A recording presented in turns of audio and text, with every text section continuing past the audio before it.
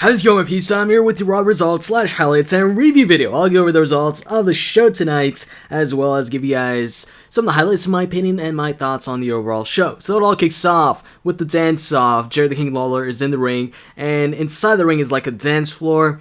So he brings out Fandango, brings out Chris Jericho. Fandango's dancer, the person he's going to dance with, his dance partner is Summer Rae, and Chris Jericho's dance partner, I don't remember the name, but apparently she's a famous dancer or whatever. So they've both got dance partners.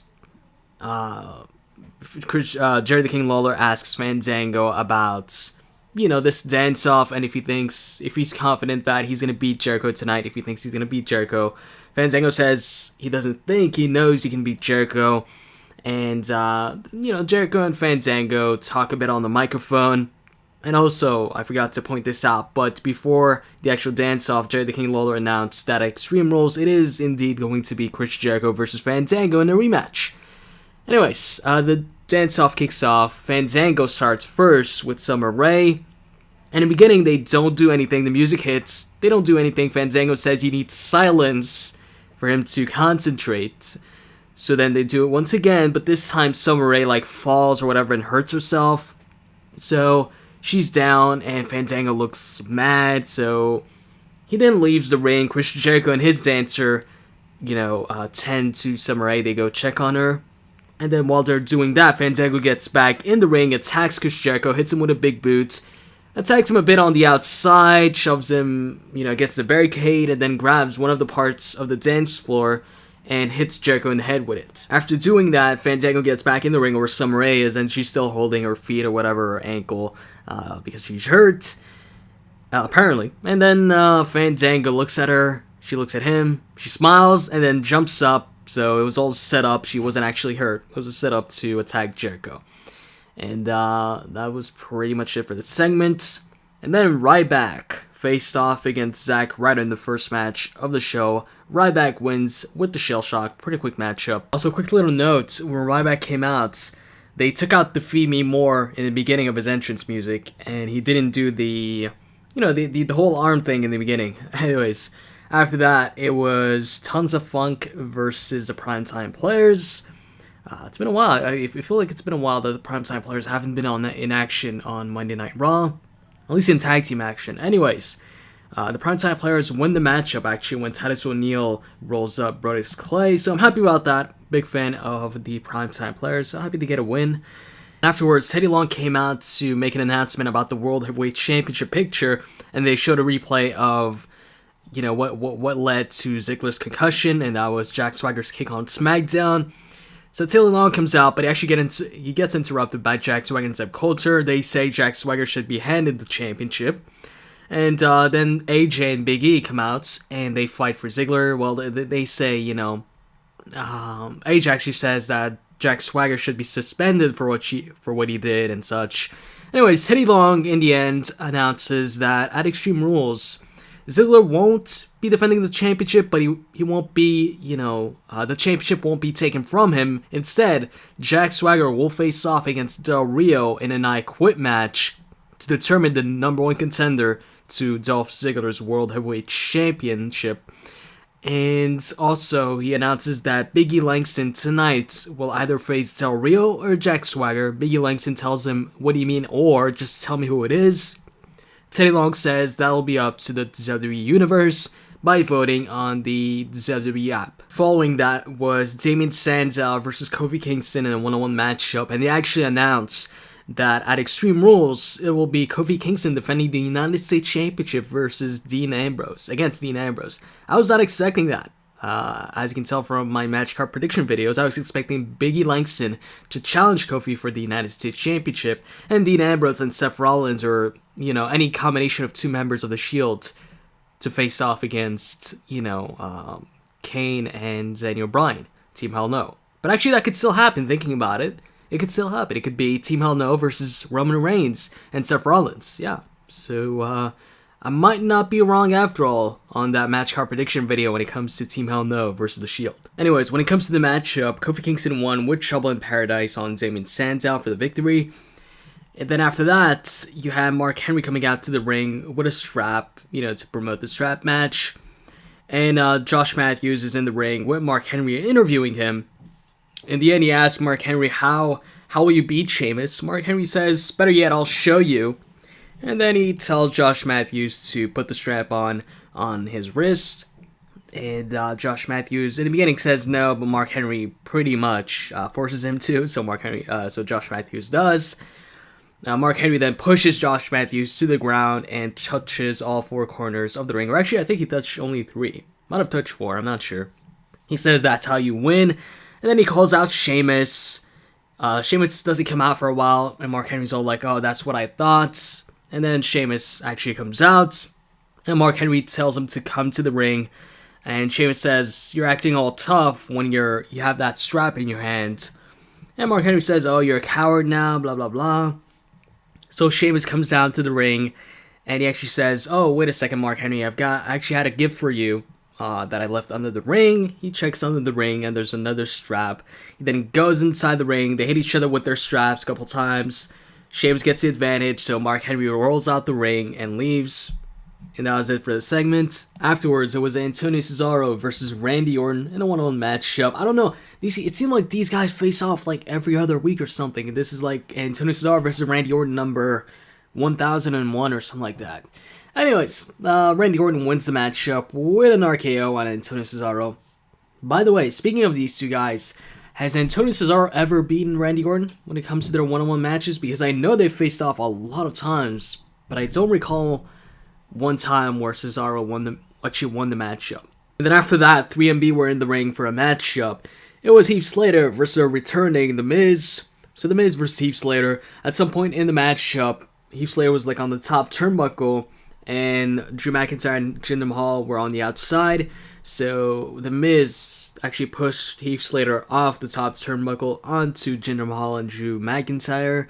In the end of the matchup, The Miz wins with the figure 4 leg lock. And during the match, they actually announced that the pre-show for Extreme Rules will be The Miz versus Cody Rhodes. I was actually expecting maybe The Miz versus Wade Barrett for the IC Championship, since The Miz still hasn't invoked his rematch clause, but I guess we won't see that at this time. Afterwards, it was a 6-man elimination tag team match. John Cena teaming up with Team Hell No versus the Shields. Yeah, that's pretty much it. And during that matchup, they announced that it's going to be Team Hell No versus Roman Reigns and Seth Rollins for the Tag Team Championships in a Tornado Tag Team match come Extreme Rules. So I was right about my prediction too. I mean, in my simulation I played as Dean Ambrose and Seth Rollins, but I did state that I could see any 2 members of the Shield face off against Team Hell No for the Tag Team titles. Anyways, when it comes to the matchup, Kane was dominating. He was about to chokeslam Dean Ambrose, so then Seth Rollins gets inside the ring to stop him. Kane grabs him by the throat as well, and he throws both Dean Ambrose and Seth Rollins outside the ring. He beats them both up outside, also beats up Roman Reigns. He then grabs the top of the announcer's table that they usually take off when they're about to put somebody through the table, takes that, and he hits Dean Ambrose or Seth Rollins, one of the two, with it, and because of that, he gets disqualified. Referee disqualifies him, so Kane is the first one to be eliminated in the 6-man elimination tag team match. The second one eliminated was Daniel Bryan when Dean Ambrose blind tagged himself in and hit his finisher on Daniel Bryan. The crowd was very pro Daniel Bryan, but anyways, then it was down to John Cena versus all 3 members of the Shield. So John Cena actually eliminated Seth Rollins after an attitude adjustment by pinning him, so Seth Rollins, first one eliminated from the Shield. And then John Cena was about to hit the AA on Dean Ambrose, but Roman Reigns, he was preparing himself to spear John Cena, but the referee was telling him, you're not the legal guy or whatever, so he was stopping him. But Roman Reigns pushed the referee out of the way and speared John Cena anyways. That caused him to get disqualified, so it's down to just Dean Ambrose versus John Cena. Dean Ambrose tried to pin John Cena after that spear. John Cena kicked out. John Cena locks on the STF.